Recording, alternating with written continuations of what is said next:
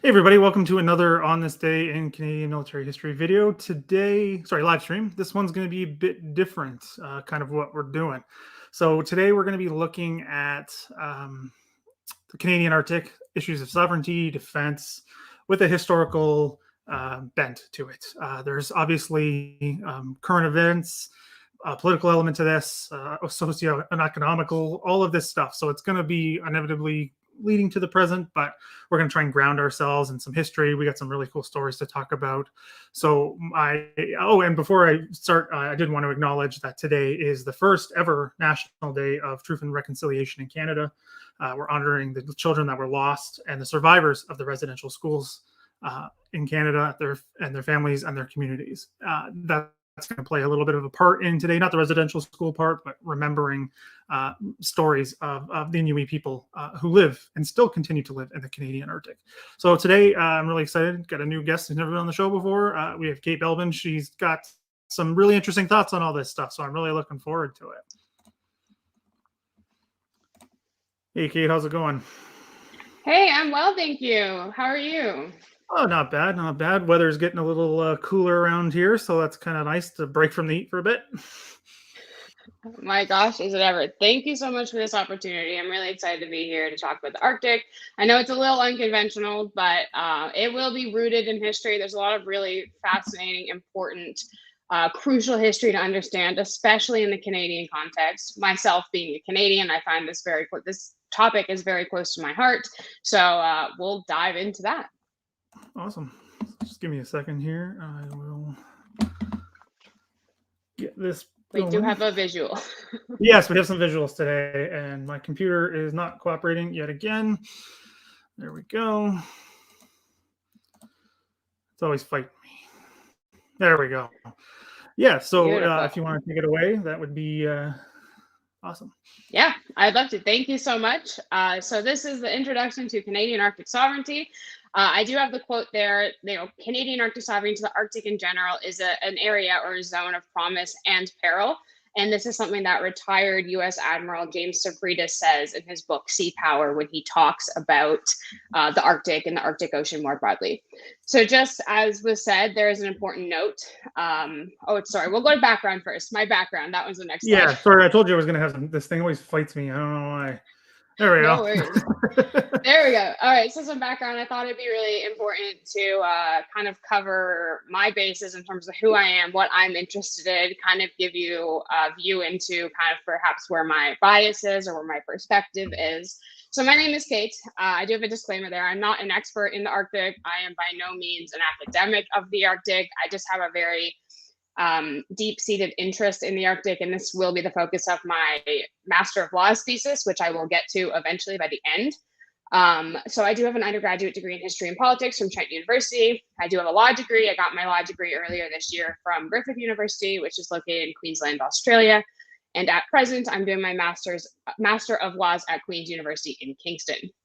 So as I listed here, I do have research interests in law, which include Arctic sovereignty, maritime law, including UNCLOS, which is the United Nations Convention on the Law of the Sea, international law more broadly. I have a specific intellectual interest in China and Russia in the Arctic and the implications that could have on Canadian Arctic sovereignty. And I do have this growing passion for international humanitarian law, i.e. the law of armed conflict. In terms of some intellectual interests that are not necessarily law, international relations, geopolitics, history, all of that is all related to law, but that's not necessarily law. I did put my future career here to kind of give you an idea where I'm going with this, because this will be a discussion about security and defense and history of the Arctic. Obviously, there's a lot there. I do aim to be a legal officer at Judge Advocate General in the Canadian Armed Forces. That's where I hope to end up with my career. And a fun fact about myself, just so you can know one more thing about me, is that my favorite Canadian battle in history is the Battle of Vimy Ridge. Good choice. Thank you. All right, so you want to get into it? Yeah, let's get into it. So I do have an important note here. This was kind of already mentioned briefly, but this is Canada's first National Day for Truth and Reconciliation. And like I said, it would be completely unconscionable to not mention the first people of the Arctic, who are the Inuit. So as I've mentioned here, the history of the Arctic does transcend more Anglo-American Western interpretations and events of history. And so I wanted to ensure that we cement or ground our conversation in the fact that the Inuit still do live in the Arctic. They still use the Arctic for traditional purposes, for their culture, for sustenance. There are a whole host of ranges, or a whole host of things that the Arctic is used for when it comes to the Inuit today. And I wanted to cement or ground this conversation in my respect for the Inuit and the fact that they are an integral part of this discussion. My focus is on Westphalian states, or conventionally Westphalian states, so state-to-state relations in international law, because states are subjects in international law and individuals or groups of people are not. So my research focuses on state-to-state relations, but I wanted to make sure that we cemented the fact that the Inuit are an integral part of Arctic governance and Arctic decision-making. All right, well said. Thank you. So this is a question that people ask me a lot when it comes to, Cate, why are you so passionate about the Arctic? Why does the Arctic matter? And like, usually when you say something about the Arctic, the first thought that people go to is climate change or environmental considerations, which is a completely valid angle of understanding the Arctic, which does have implications for security and defense, which I will get to. But like I said, the Arctic is such an interdisciplinary area because you have, the pure sciences in biology or chemistry or hydrology or whatever. And then you have kind of more what I'm into with history and law and indigenous studies, lots of different issues that intersect. So there's not one way of looking at the Arctic. There's not one correct way of looking at the Arctic. That really is a subjective analysis and is completely open to interpretation. So the Arctic is important for a whole myriad of reasons. The Arctic is important to me for reasons I've already said, but the Arctic might be important to you for other reasons. So that's kind of what I wanted to ground here, is that this is a multifaceted issue, and that will require a multifaceted approach using the intersection of a lot of different areas. Yeah, I got nothing to add to that one. That's we were just real quick, but we were talking about that before and how complicated and how many different intersecting interests, national interests, personal interests, academic disciplines, people living there. It's so interconnected and so complicated. I'm just really looking forward to kind of hearing what you have to say in all these different trends and thoughts. And I'll probably pop in and kind of give my own thoughts or even ask my own questions. Yeah, of course. All right. So I wanted to really, this might seem ridiculous, but I did want to cement what area we're actually talking about. Right. Sometimes there is conflict over if we're referring to the Arctic or the Antarctic, obviously being opposite poles. But the Arctic is what we mean by the northern hemisphere. We have the Arctic Circle here in this picture. You do have kind of an illustration of two of the major sea routes, one of them being the Northwest Passage, a huge area of contention contemporaneously and historically. But you have the other one, the Northern Sea Route, which is another potential viable shipping route through the Arctic for sovereignty. But as I said here, the Arctic Ocean is the smallest ocean of the world's 5 oceans. And I do have the quote there by James Stavridis. So it is a place of promise and peril. There's a really interesting, I guess, mythology, you could look at it, a mythology tied to the Arctic. You have this mysterious, this dangerous kind of alluring place, the age of exploration, the fabled Northwest Passage, not a fable, totally exists. Mm-hmm. But you have this kind of important consideration when it comes to Nordicity and connectedness to the North. In Canada, I would say that our identity is quite ambiguous when it comes to how we represent ourselves. And in saying that, I think that there is this kind of inherent connectedness to the North, or some degree of connectedness to the North, and not in like an appropriation kind of way where it's like, I am not Inuit. I am not going to say that I have this connection to the North that I clearly don't have, but as like a more broadly speaking, I feel a connectedness to the North, and it might be by virtue of the fact of geography. I'm not sure what that means to me with respect to that connection, but I do think in Canada, by virtue of geography, we are connected to the North. Right. And I mean, the thing that pops into my head when I hear Northwest Passage and Canadian identity and all that is the Stan Rogers song. I mean, it's pretty hard not to go there and, think about, the lyrics of the song and what he's saying and everything. I think it's an interesting connection, and probably what a lot of people watching know about, right? Is that song is quite popular. So it's another way to look at this different stuff. Yeah. And like assessing who we are as a people, even thinking historically, including the Inuit. And, Canada's Mhm. claims are really rooted in Inuit occupation and use of the North. So it becomes Right. very interesting when it comes to this dichotomy between, Canadian Arctic sovereignty and perhaps, Inuit self-determination, internal self-determination. And this kind of becomes an interesting intellectual conflict over how we resolve that, because Canada's claims are reinforced by the Inuit's presence in the North. So Right. it becomes an interesting aspect of assessing identity and the Canadian identity more broadly, but even like you said, individual identity, especially with the Inuit. So it becomes a very interesting discussion to have about understanding our place, not only in Canada, but in the world with respect to the Arctic. Yeah, exactly. It's a good way of putting it, I think. So I wanted to mention the Arctic states. So there are 5 Arctic states, states Yeah. being, Westphalian states. Canada is obviously one of them. 40% of our land mass is in the Arctic. So well, you're obviously an Arctic state. Russia is also an Arctic state. Russia has a significant stake in the Arctic, as I'm sure many watching are going to be aware of, obviously, with the Cold War, Yeah. even during the Second World War, too. But the United States also is an Arctic state via Alaska. I will get into that. The US acquired Alaska in 1867. That kind of cemented their claims to the Arctic. Norway is the 4th Arctic state, and Denmark is the 5th Arctic state via Greenland. That's another very, very interesting consideration. Greenland is kind of a wild card, I would say, in the Arctic, in my opinion, because there is the potential for Greenland to become the first Inuit governed state on the planet. Right. And this is very interesting. I think it was as of 2012, I'm not sure what the current census data says, but as of 2012, 89% of the population of Greenland were Inuit. So it's very interesting to kind of consider this angle right now in the kind of the contemporary world and the issues which I will get to with China and funding Greenland and China and all of that. I'll get to that. But just to Right. kind of preface that, it's a very interesting consideration right now in international law. And I have here at the bottom of my slide, I don't know if you can read that, but China has actually proclaimed itself to be a near Arctic state, which I do view as being problematic. China's nearest border to the Arctic is almost 1,000 kilometers from the Arctic. So I am looking at this with a healthy degree of skepticism. And this potentially has implications for Canada as well as the other 4 Arctic states that I've mentioned.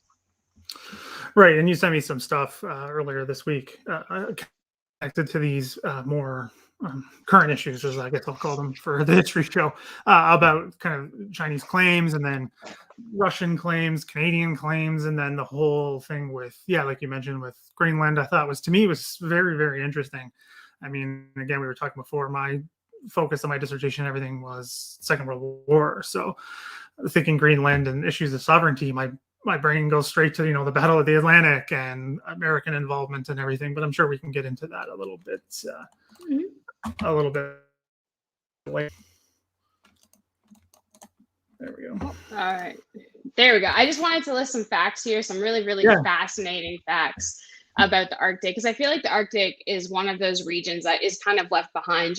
Post Cold War, I feel like it was one of those regions that we kind of took our sights off of because, ensuing subsequent peace.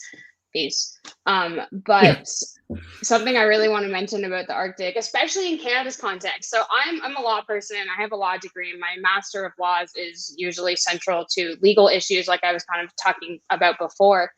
But something really interesting about Canada's claims in the Canadian Arctic archipelago, it does comprise approximately 36,563 islands. And now islands is a really interesting word or characterization of these features because there is a very specific definition of island under the United Nations Convention of the Law of the Sea, Article 121 of the Law of the Sea.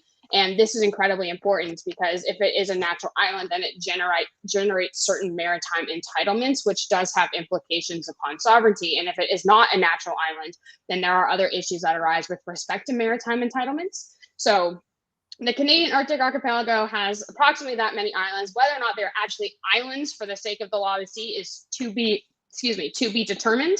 Right. But it is a very interesting consideration with respect to Canada's claims, at least for like us law nerds, where it's like, is it actually an island? Is it features a rock? Like, what is it? And like, if it is a rock, then it does not generate an economic exclusive zone or an EEZ or a continental shelf, and then becomes an issue. At least that's what I think it says. I can fact check that later, but it does have implications on our sovereignty if they're not actually islands.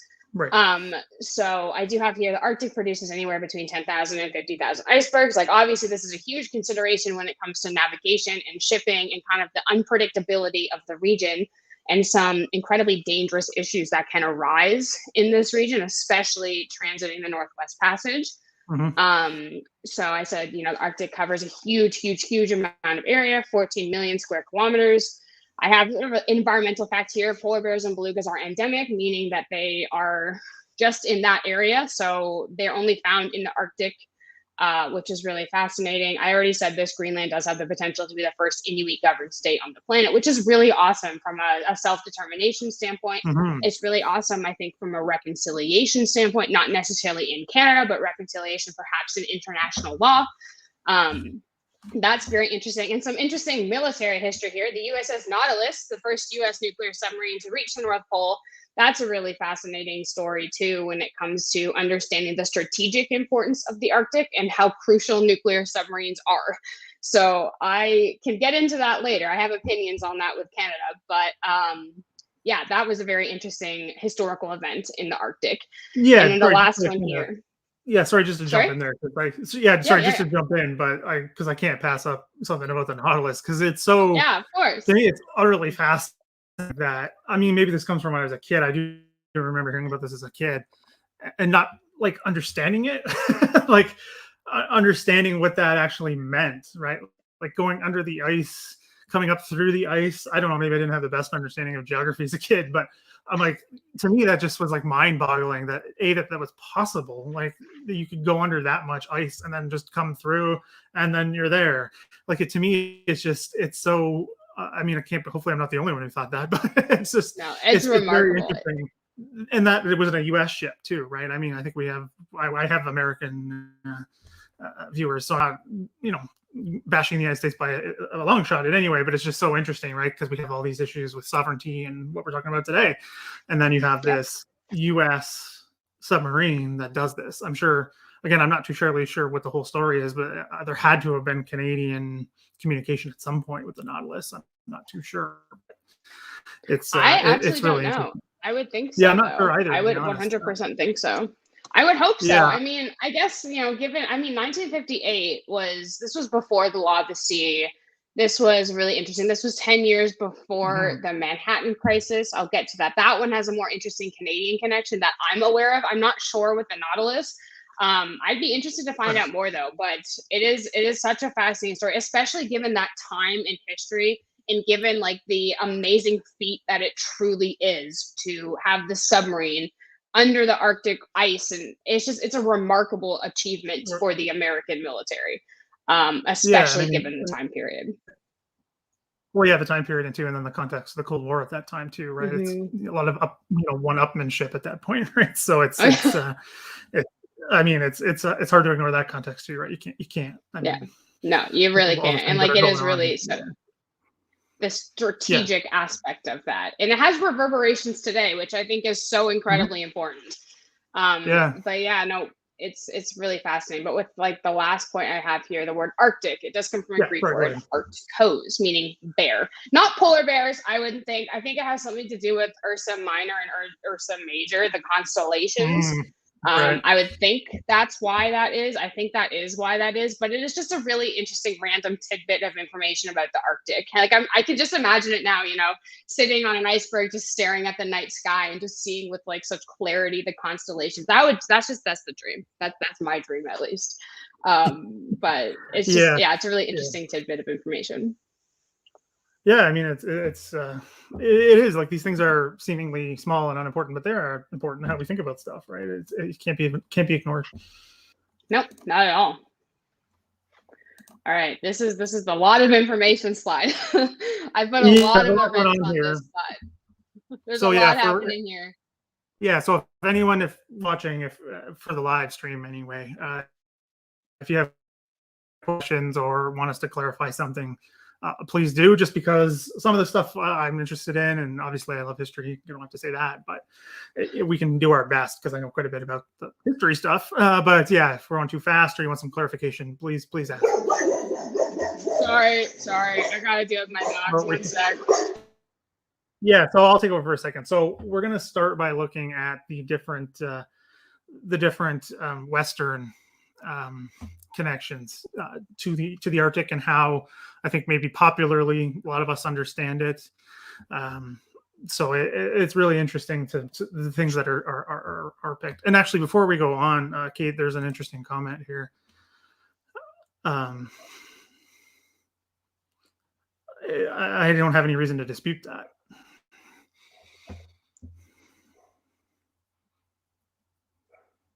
It's really interesting when it comes to that. No, thank you, Scott, for your comment. It's interesting with the North Pole because yes, there are international waters in the Arctic, 100%. Yeah. But it's also U.S. submarines are really interesting because there are different provisions under the law of the sea when it comes to different forms of passage or transit.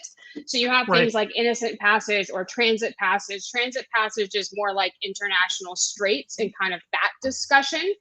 And innocent passage is really quite fascinating because this is not in the context of the North Pole. This is in the Northwest Passage that I'm about to say in my comment. But with the Northwest Passage, Canada claims the Northwest Passage as being internal waters. And in internal waters, the right to innocent passage is, you don't have the right to innocent passage. So it becomes very interesting when it comes to submarines. But then it kind of opens the question of what is innocent passage, and can ships like U.S. submarines, i.e. military craft, constitute innocent passage? And international law would say yes, with restrictions. There's a ICJ case, the Corfu Channel case, which was between the UK and Albania, that deals with the issue of warships in particular and innocent passage. But it becomes very interesting. Like international waters, yes, it is interesting when it comes to North Pole, but the US, I would be skeptical to say that their submarines are just staying in international waters, because I don't think that is what they do by virtue of security of the North. Yep, fair enough. I mean, it's a lot of this is up in the air. So anyway, yeah. Let's get back on track with the history part here. But yes, thank you for your comment. I do appreciate the comment. It's very, very interesting. Yep. So do you want to start off with Franklin? Yeah. We'll start with Franklin. Franklin expedition. A lot of people might be familiar with the Franklin expedition. You know, Sir John Franklin left England in 1845 to go and search for the fabled Northwest Passage. Obviously, the story has an absolutely tragic, but, you know, probably anticipated ending, given the time period, given the history of the Franklin expedition. And it's very interesting. There's a very interesting book about this. I'm just going to show you the book right now. It's called Ice Ghosts by Paul Watson, the epic hunt for the lost Franklin expedition. And this is a book that talks a lot about the Inuit history and the Inuit stories that kind of came out of interactions with the Franklin expedition members, talking about Inuit place names, talking about how, you know, there's a difference when it comes to Inuit place names and kind of like the anglicized names of different places. There is some sort of discord that exists when it comes to, had explorers, you know, listened to what the Inuit had to say about the Franklin expedition, then they would have found the ships a lot sooner. And kind of as a, I didn't put this in my list here, but the Franklin expedition ships, the two ships, HMS Erebus, HMS Terror, were discovered by Parks Canada in 2014 and 2016, respectively. So 168 and 170 years after the Franklin expedition commenced. But this is a really interesting aspect of history in the Arctic, because this was, you know, the age of exploration. It was the age of, like I said, trying to find the Northwest Passage. It's a fascinating story, and it does have this legacy when it comes to the context of Canadian Arctic sovereignty, and whether or not, you know, the discovery of the ships in terms of their location could actually strengthen Canada's claim to the Arctic by virtue of the fact that, you know, we were once under the control of the United Kingdom.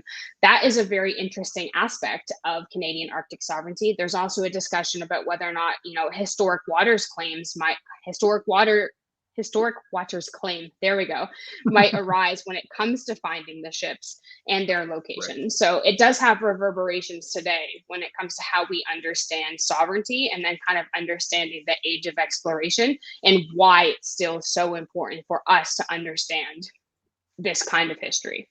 Yep. So I do have a brief mention about the US and Alaska. This is important, at least in my mind, because this is how the US got their claim to the Arctic, is via Alaska in 1867. Same year, Canada, Confederation. Love that for us. But it is a very interesting story with Alaska and the United States. The United States is a nation that actually has not ratified the United Nations Convention on the Law of the Sea, which does have important implications today. But that is very interesting what the US claim there. I did mention the British transfer of the Arctic territories. That's really interesting when it comes to how, I guess, our Arctic archipelago came to be our Arctic archipelago. Right. So it was most of those Arctic territories were what you would consider the Canadian Arctic archipelago. Most of Nunavut, I would say, was the transfer there. And that was kind of done in response to, I was reading about this the other day, and I believe that was in response to the US and the Monroe Doctrine when it comes to like further colonization. So that was a strategic move to transfer the Arctic territories to Canada. Very interesting stuff. I do have the famous Norwegian expedition. This was the first successful transit of the Northwest Passage in 1903. That is monumental when it comes to the Northwest Passage, because, this is relatively recent history. 1903 in, the temporal spectrum of history in the North is not that long ago. Right. So it's very interesting when you consider just how the first successful transit of the Northwest Passage was in the early 1900s. Obviously, the start of the Cold War, 1946, there's a lot of implications here. I did skip over the Second World War, and I apologize for that. I know we talked about that earlier, but that is an area that I do not know that much about, other than the strategic interest that is involved when it comes to the North. Right. But sorry, did you want to chime in? Was I cutting you off? Well, there's no. I was just gonna say, right, but there is a lot. That applies to this area, what we're talking about, and how these things develop. I mean, real briefly, I do want to mention the Alaska Highway. I think it can't go unmentioned. I mean, it still exists today, right? It's built by the United States government, right, with the United States Army, local contractors, all that kind of stuff. And it's worked out in agreement with Canada. Again, there's still some misunderstandings about that, and kind of how much was Canada pushed into doing something they didn't want to do, that kind of thing. There's still some questions about that, but it's a really interesting story in and of itself. I do hope to do more with it in the future, just because I found some great sources on it. That's all, but it's an interesting story, and I think it has reverberations like all of this does still to today. So I do want to make sure it gets a mention.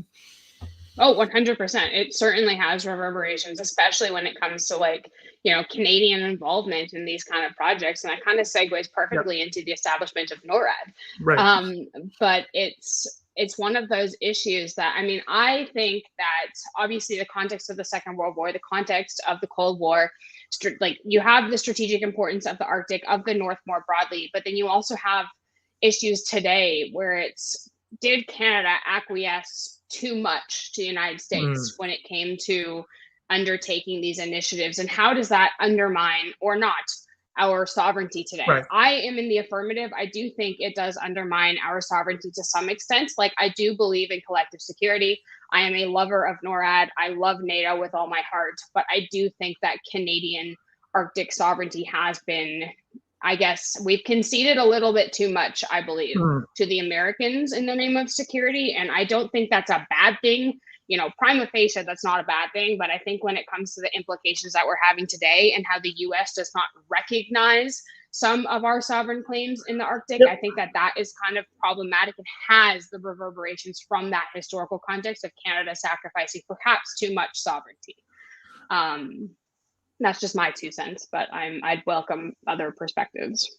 Mm-hmm. Yeah, no, I mean, it's a fair perspective, one that preceded NORAD and things like the DEW line, the early warning system, and all that kind of stuff. And then even I posted, I think last week, about Bomark missiles coming from the United States with nuclear armaments. That's obviously connected to all of this. It's part of these questions of what Canada is willing or not willing to do, and all of that. So again, I don't think it's unavoidable. And of course, people are going to have differing opinions, and that's perfectly fine. I'm not saying one is invalid and 100%. one's not. It's just it's good to talk about them and kind of keeping these things in the forefront of our minds. Oh yeah, especially when you consider that history contemporaneously. I know I Mhm. keep leading into that. This is future history that I'm looking at when it comes to the Arctic, and especially in the realm of the nuclear armaments and issues that are arising here. Is Yes. I find myself wondering how different Canadian history would be, had we had nuclear armaments back in the day, had we moved forward with that. What would it look like today? Would it be so incredibly different? Would it be the same? I don't know. Yeah. But I do wonder about that quite a bit, especially looking at the impacts today and how Canada is not really willing to engage in the nuclear discussion as much as other nations are. Right. We did briefly mention the Nautilus, so we can skip Yeah. over that one. But the Manhattan Crisis is something I really want to talk about. This is fascinating. I don't know how many of you even know what the Manhattan Crisis is.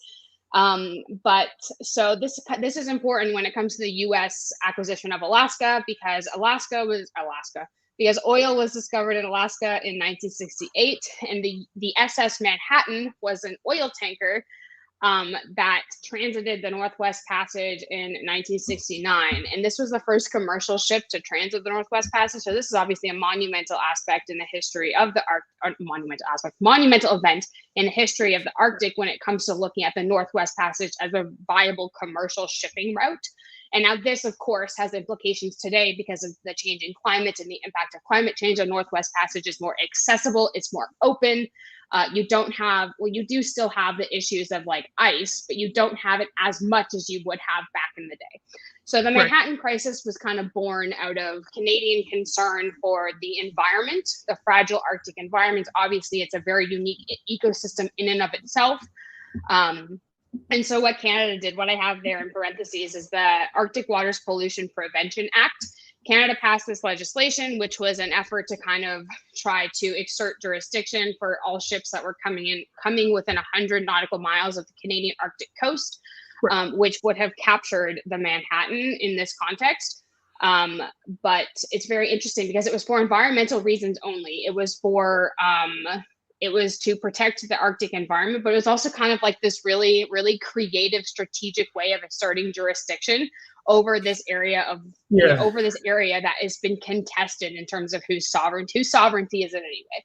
So the Manhattan Crisis was very interesting. It could have created an international incident. There was not express permission asked to the Canadian government to transit, but the Trudeau Senior's government did grant permission anyway, which I think is one of the best things that this event tells us, because it's like, okay, well, they're not going to ask us permission, but we're going to grant it anyway because like they're our allies. So it's very funny in that respect, and I think that was a really Mhm. strategic, funny thing to do.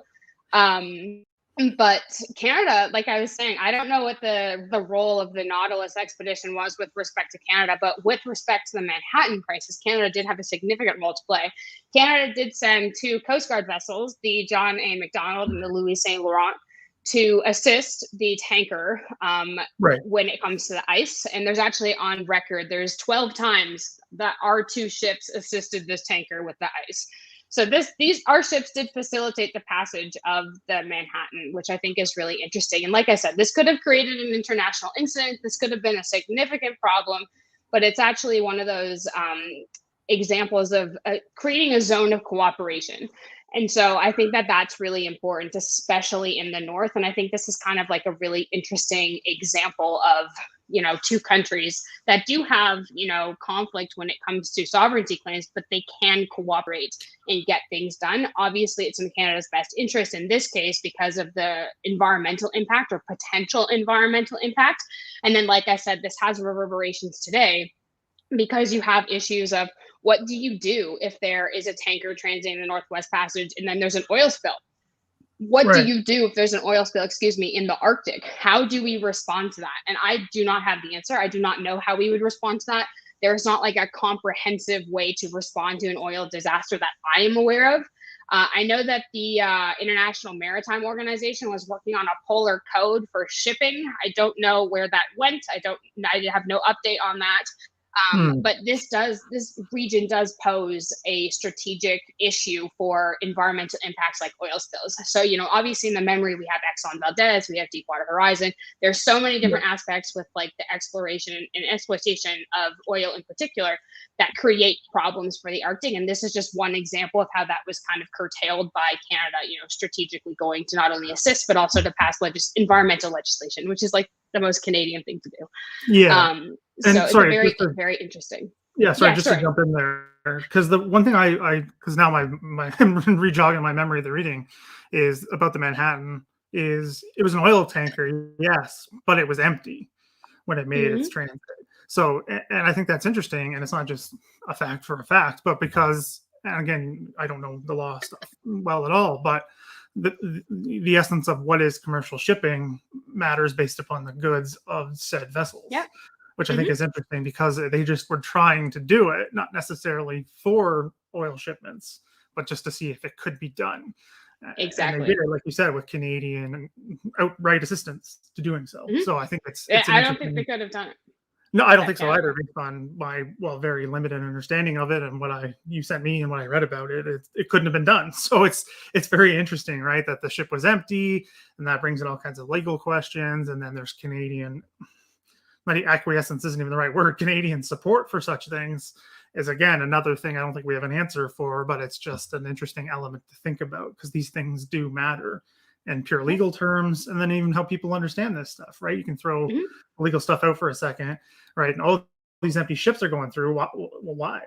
Someone might be like, "What was the point?" And then, but then you're like, "Oh, it's an oil tanker," and then that can get people's backs up, rightfully so. But again, it's just another element of all of this. And to me, it's another fascinating small part, but it's something to keep in mind as well when thinking about questions in the Arctic. Oh, 100%. And like when it comes to that too, is this kind of maybe going back to a little bit of the Inuit discussion. There's been a lot of Right. pushback for resource development in the Arctic more broadly, and this has implications for sovereignty as well Yep. because oil companies or natural resource companies, they want clarity, they want a definitive answer over sovereignty because there are really complex legal issues that arise when it comes to seismic testing and actually like offshore drilling and what this means Right. in the Arctic too. Like this is a main part of contention when it comes to Arctic is it is a source potentially of natural resources. They say 13% of the world's untapped oil resources are in the Arctic, 30% of the world's natural gas, something like that, some outrageous figure like that. And so this becomes a further discussion about those kind of implications. And it is like there are really complex legal questions associated here, but like you said, they did this passage to see that they could do it, and they did do it. So that's an interesting precedent when it comes to shipping and navigation, especially in the Northwest Passage. Yeah. All right. So let's move on to another really interesting part of all of this, the bottle diplomacy. I think I'm not Did sure you if enjoy the everyone knows, bottle but diplomacy reading? Did you enjoy that? Just as like yeah, a, it was it's very interesting. interesting. Not what I thought it was going to be, but it's interesting. So, can you kind of, not everyone might be aware of what we're talking about. So, can you just give a really Yeah, brief background about that? yeah, of course. So bottle diplomacy is very interesting when it comes to understanding Canada and Denmark. So there's only one terrestrial land dispute, terrestrial land being the same thing. There's only one land dispute in the Arctic that I'm aware of, and that is that of Hans Island. And this is this tiny piece of insignificant land in the north that Canada and Denmark have been going at since 1973. Mhm. So it's very interesting when it comes to this little island because there was like a boundary negotiated. It's in the water, but they completely skipped over the land without going too much into the law or the law of the sea angle of it. What Canada and Denmark started doing is like they would start issuing diplomatic notes to kind of protest the other from, engaging with the land. And it kind Right. of has just become this absolutely comical way of dealing with it. So bottle diplomacy is, I don't know who termed that or coined that, but basically what it is, when Canada visits, Canada leaves, some Canadian club whiskey there. And then when Denmark visits, they leave some schnapps, I believe it is. And Yeah, it so is. it's become this as aspect of bottle diplomacy. Canada and Denmark are allies, right? Like we're not opposed to Denmark. This is not like a significant issue. And it does No. not affect Canada's legal position when it comes to our claims in the Arctic either. So it's just become very comical. Um, but it's very funny. It's also another really creative Canadian way of dealing with things, where it's like this not this, significant military intervention, but you have something like leaving alcohol and being like, welcome to Canada. But Yep. it's just become very comical over time when it comes to how Canada and Denmark have dealt with this like really insignificant issue in retrospect. But Yeah. it is a really interesting and creative way of undertaking diplomacy, especially with a contentious issue like an Arctic sovereignty claim. Yeah, and I mean, as far as I know, it's not resolved. I think they were discussing something recently. I'm not sure how that ended up, but sorry, just to go back a bit, it's for those of you who don't know about it, it's in between Greenland and the islands, the Arctic islands of Canada. So this has been going on for a long time. You can go down if you just Google Hans Island, you can go down the rabbit hole on this on Google for. I don't know. I've done it before in the past, and it just kind of keeps going. There's all kinds of I funny would encourage stories. it. It's Yeah, funny. It's really funny. It's a funny. really good It's feel important. good. Yeah, it Yeah. feels good. There's no, there's no like, uh, no one's upset about it. I think even at one It's point they just built a funny. box. It's comical. Well, I thought maybe I'm misremembering, but I thought they even built a box to put the booze in. Like I don't. Yeah, I did read something about that too. It's like it's So I think expensive it's now. You visit. yeah, like there's a box that keeps the bottle safe or like out of the open. I just think it's so funny that this is how we're dealing with this issue of this. But again, as far as I know, it's unresolved, which It is is still technically unresolved. Canada yeah. and So Denmark are still issuing, I don't actually know if they're still issuing like diplomatic notes about this. I don't know if they're right, still leaving alcohol. I think that the last incident that I'm aware of was like the early 2010s. I yeah, don't actually know what the status of it is right now. That would be something to look into if you're really interested, but it is a really interesting, like uniquely Canadian way of dealing with this. So I think that that's notable for, Canada's kind of creative diplomatic approaches to the Arctic. yeah. All right. So we've had some questions about Oh, some other things I we're didn't gonna see get that. to. So if we just want to keep going here, we'll talk about the next one because the law of the sea is obviously hugely important. Mhm. But we'll get to those questions Yeah. from Scott in a second. Just let's do the law Yes, first, we and then we totally can will. jump into that for Yeah. sure. All right. So the United Nations Convention on the Law of the Sea is where I live. I love UNCLOS. UNCLOS is it's very interesting when you consider the law of the sea because it took years to try to figure out how they were going to do this. I think they made 3 different international attempts to make a treaty with respect to the law of the sea. Something like that. And so finally, something like that. That sounds right. Yeah, I think The so. UNCLOS was born 1982. Technically, was not enforced until 1994. But it's very interesting when it comes to UNCLOS because basically, when it comes to understanding the law of the sea, UNCLOS basically codified a lot of what we call customary international law. Customary international law has different elements in terms of what makes it. State practice and opinio juris are the 2 things. I won't get into that. But it codified a lot of customary international law with respect to the sea. And I think that it kind of created a comprehensive regime over how to deal with the law of the sea.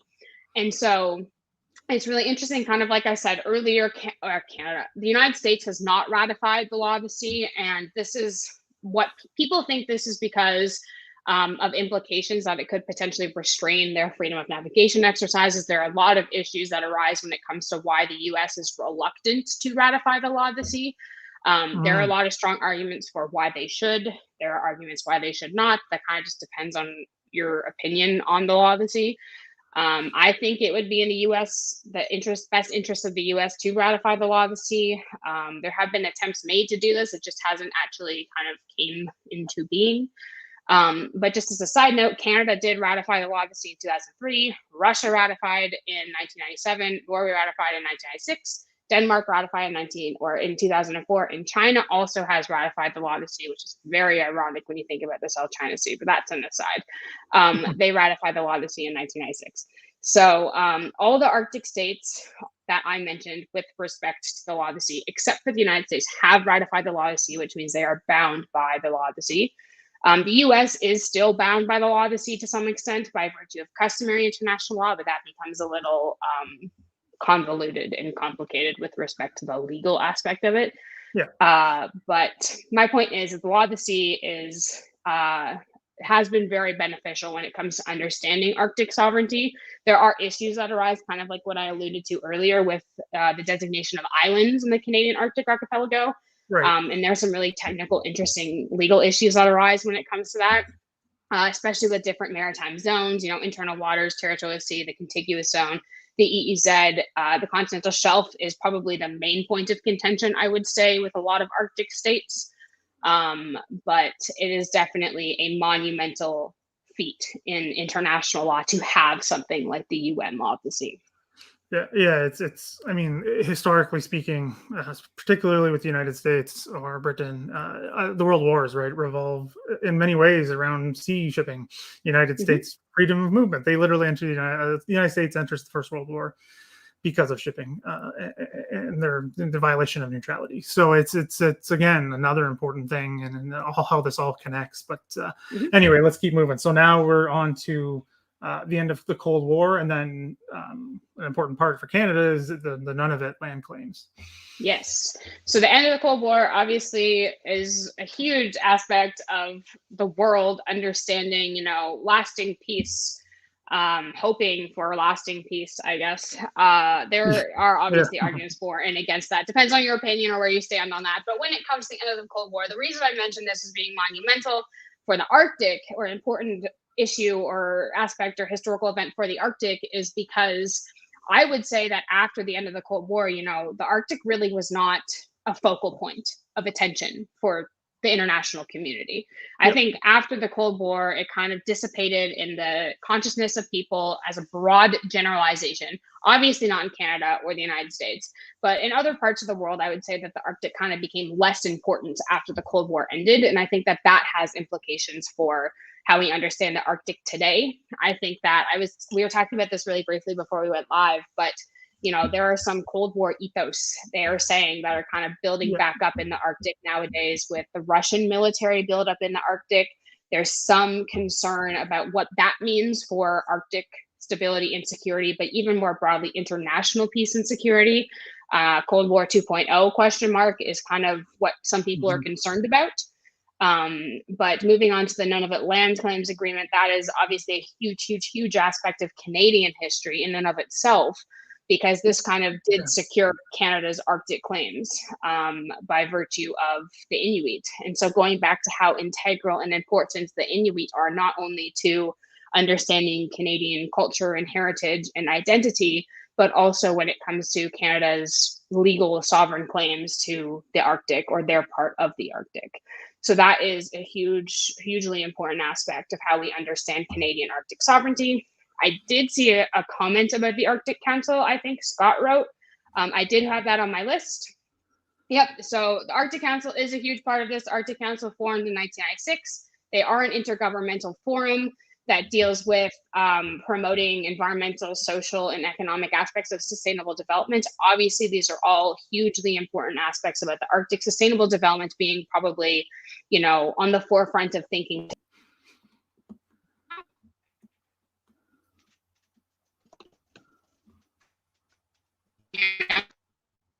No, I can't hear you yet. Hold on here.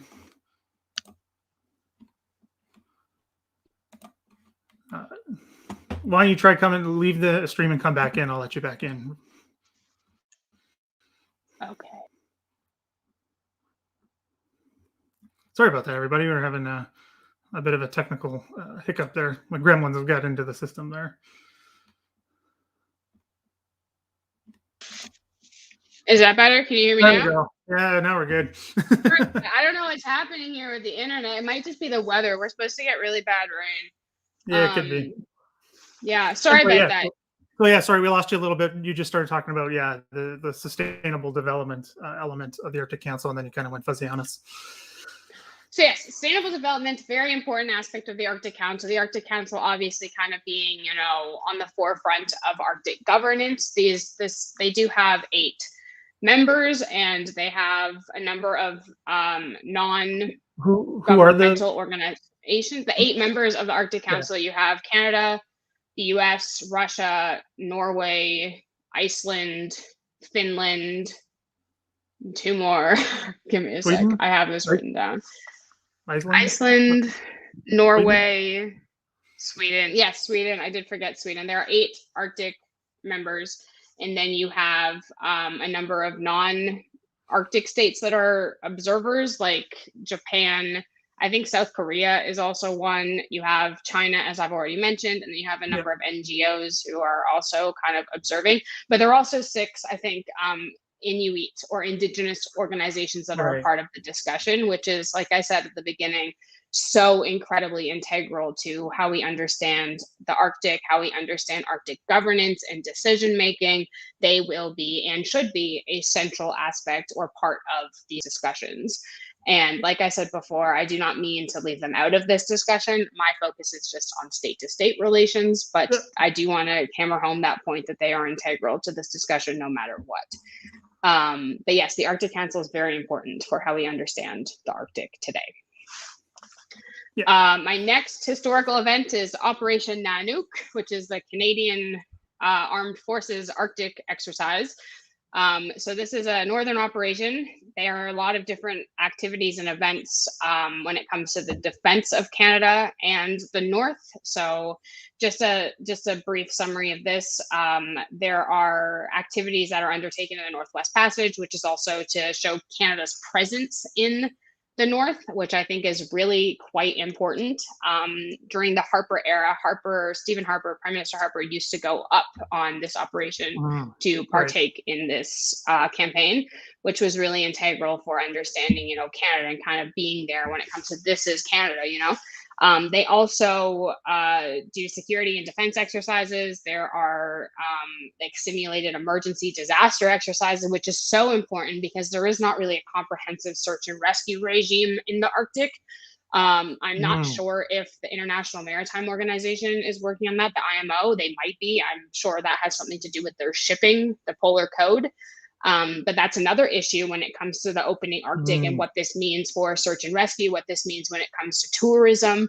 Like I said before, the unpredictability of the area, lots of icebergs. There are a lot of issues that need to be factored into this, which makes it a complex issue to kind of try to solve or try to work around. So Operation Nanook, I hope I'm saying that properly, is an important part about, Canada's Arctic sovereignty exercise. So that commenced in 2007. The Russian flag warfare incident, also in 2007. I don't know if y'all know about this, but Russia did they did something similar to what the Nautilus did, I would say. They put their flag on the seabed in the North Pole, which obviously going back is controversial. Again, international waters.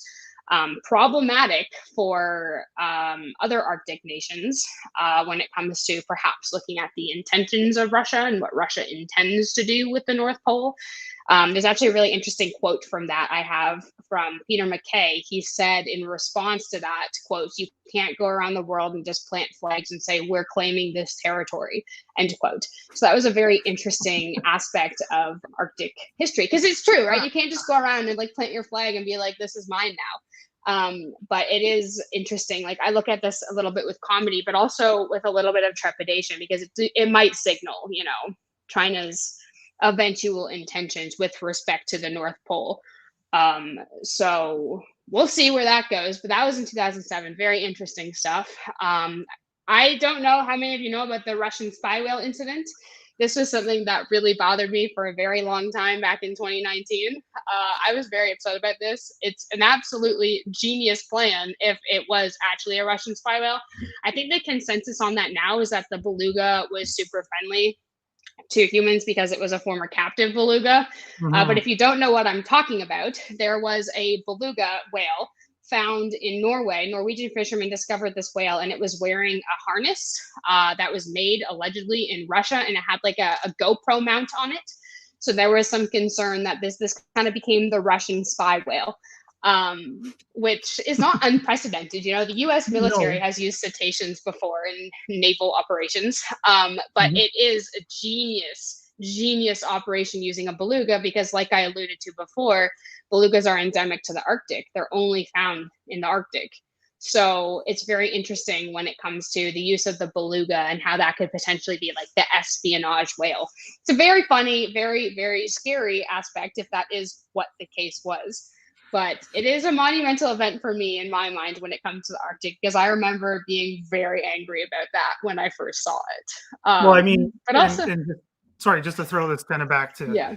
a Cold War context, right? Like in Yeah. Canada, particularly, because I remember this, and it's hard not to laugh because it's who knows why that happened. I mean, the scientists are putting cameras and trackers on animals all the time, just for Hmm. conservation reasons and all that kind of stuff. But Hmm. again, people like me or other people, like the Grzinko affair, if you don't know what that is what basically set off the Cold War in Canada. Soviet spies, active in Canada, and a Soviet official outed them basically. So again, when you hear Russia spying, it gets people, their ears perk up because it's happened. Like you said, these things, obviously it wasn't, Brzezinski was not a beluga with a camera. But, these things matter. These things are within living memory. People remember these stories. I mean, they're taught in schools. So I think it's got such a connection to history and how we think about ourselves and our place in the world. It's yeah, we shouldn't be laughing maybe, but it's just hard not to be, laughing about a beluga with a camera. But you know what I mean? Like it's there's elements here that are important. Oh, 100%. Like it's something to keep an eye on too, right? Like like you said, there is a historical precedent there. There wasn't a beluga during the Cold War, but this is kind of like a really interesting, creative 21st century, iteration of potential espionage. And I think it is ingenious. It's ingenious. It really is. And if this is kind of what the future looks like, it makes it more difficult. I think it'd be easier to track Russian submarines than it would be, migrating belugas. Oh And yeah, if one or two belugas has, a GoPro or whatever, maybe not a GoPro, but a camera that is, used, like you said, for tracking animals, or to have, like those cool videos of like people who put cameras on turtles to kind of see what they do. Like if you have cameras that are made for this, like it'd be so much more difficult to track the belugas, for one, but two, it's like so inconspicuous. You wouldn't expect a beluga to be, a vessel for espionage. But this was a very, very interesting aspect, and it's something that I will definitely be keeping an eye on because it's very interesting. I mean, there's crazier stories in history about this stuff happening, so it's That's not true. outside the That's realm of very true. possibility. Yeah. And that's why it's so Anyway, important to understand history. yeah. Oh, yeah, for sure. Yeah. Hey, you're not going to get arguments from here or this audience. So anyway, yeah. Well, then the next point here too obviously has a connection to Canadian military history because who the ship is named after. This surprised me. I did not know this, actually. So this is something I learned via Twitter. I do follow the Royal Canadian Navy on Twitter. Who doesn't, right? Like, the DeWolf is the first Canadian naval vessel to transit the Northwest Passage since 1954. Now, I read this and I was surprised. I was like, this is I'm happy that the DeWolf is transiting the Northwest Passage now, but like, where does this leave us with respect to a military presence? Where does this leave us with respect to how we understand defense of the Arctic? Yeah. And so like that is concerning from that aspect. Like, I'm happy that they're doing it now. Here's some many more expeditions across the Northwest Passage, but it's a very interesting connection to Canadian military history, and it's a very important aspect of how we understand the history of the Arctic moving forward.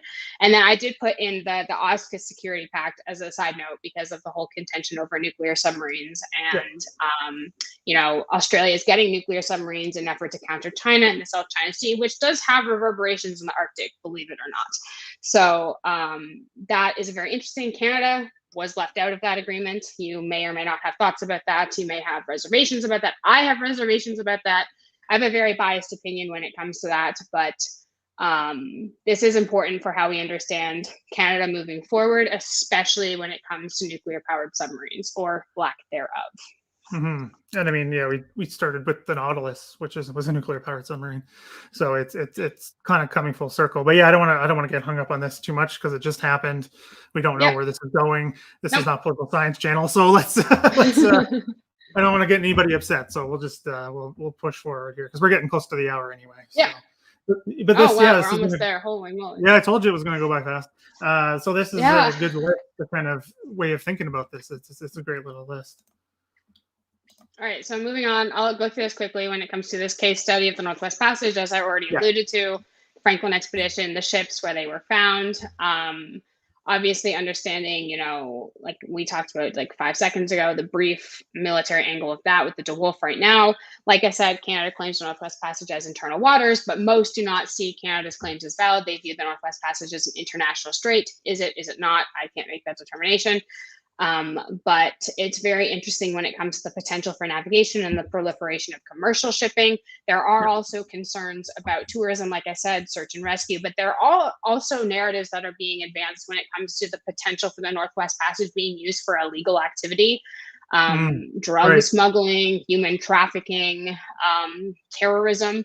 All of these issues have come up in discourse when it comes to the Northwest Passage and what this could potentially mean for security.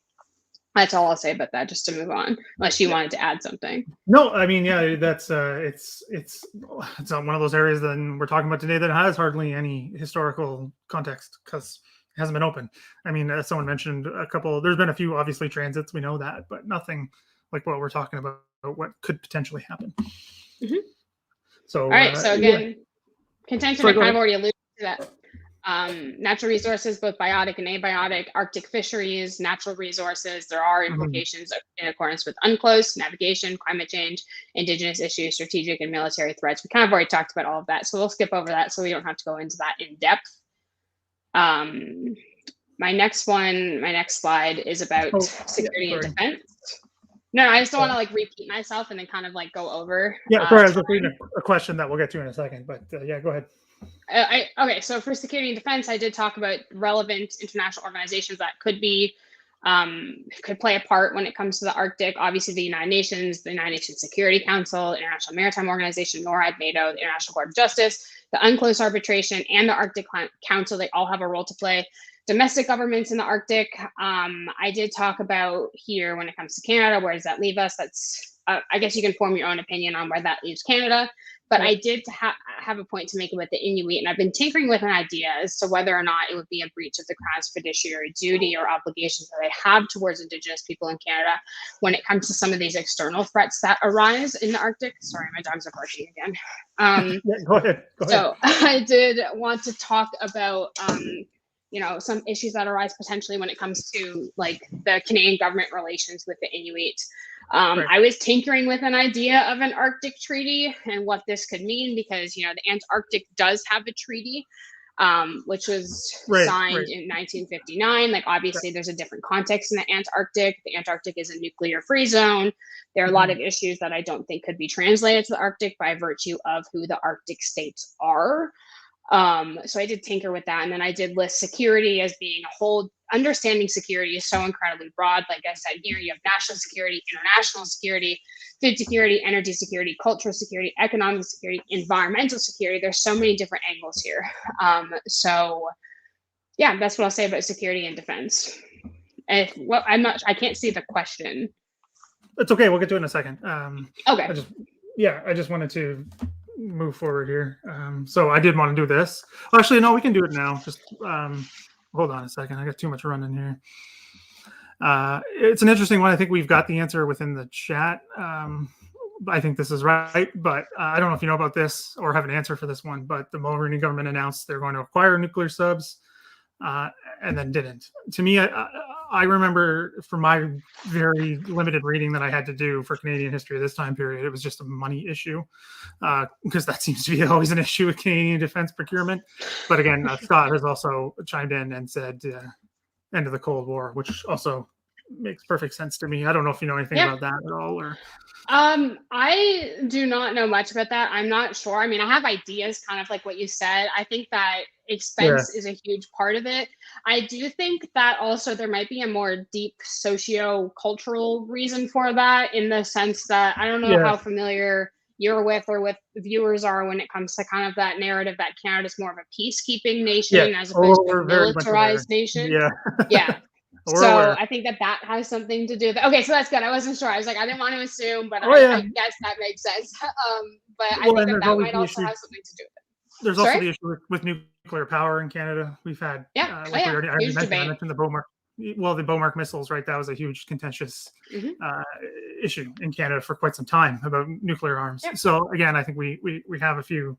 I mean, we have nuclear plants in Canada, but we have issues, and I think rightfully so, with nuclear weapons and nuclear powered vessels. I mean, that's not Mhm. new to, I think, pretty much anyone who's read anything in the last 40 years about Canadian defense. But yeah, no, you're right. So yeah, so I think it's a good time to wrap up. Kind of like, yes, this is the where we are now, the present, and kind of looking to the future a little bit as a kind of a wrap up. I think it's a good spot. Yeah, no, this is obviously based on my opinion where we are now. Mhm. So I already talked about this Russian military buildup. There's some concern emerging with new Cold War ethos that are kind of coming more to the forefront of thought in the Arctic, especially as the world kind of turns its focus to looking at a potential flashpoint for conflict. There is a consensus that the possibility of actual armed conflict in the Arctic is probably incredibly very low, but you do have other forms of conflict that arise when it comes to over resources, economic warfare, lots of issues that arise with that, not in like a conventional armed conflict sense, but in like a more unconventional conflict sense. What I'm looking at with my research is strategic threats emerging from China. There's a lot of issues emerging with China. We do have a lack of capacity in Canada when it comes to asserting our sovereignty and defense. And like I said, that's attributable to the lack of political will to engage in these issues. Yeah. We already kind of talked about AUKUS, lots of issues with climate change. I think that we might need to make some strategic concessions in the Northwest Passage. Now, I'm not sure what that looks like.